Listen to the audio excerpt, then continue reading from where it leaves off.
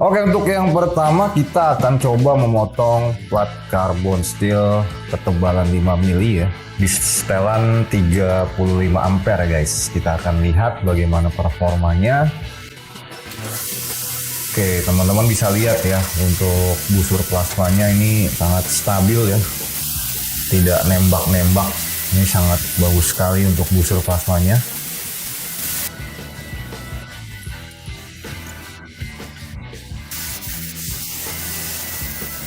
Oke, terpotong dengan sempurna ya guys.